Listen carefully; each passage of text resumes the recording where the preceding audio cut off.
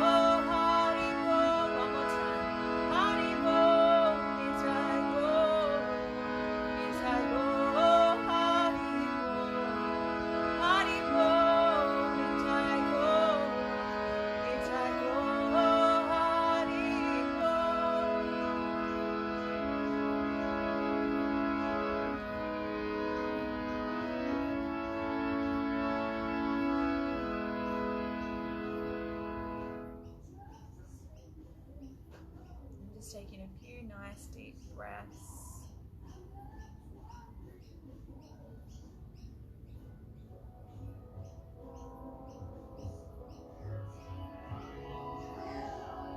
And I'd just like to read you this little beautiful story to end with.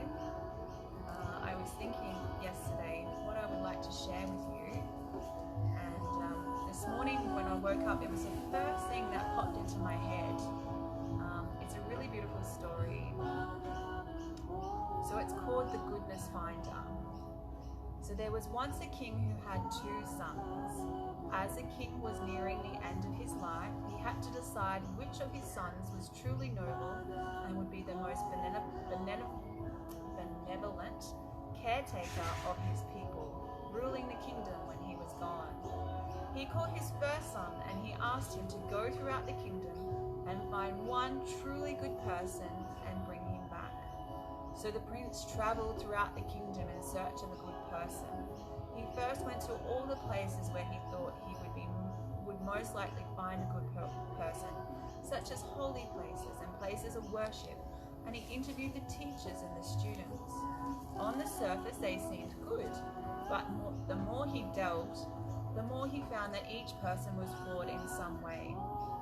He traveled over the entire kingdom, seeking goodness among older people who he thought would be wise because of their age, and among young children who he thought would be innocent, and found fault with all of them as well.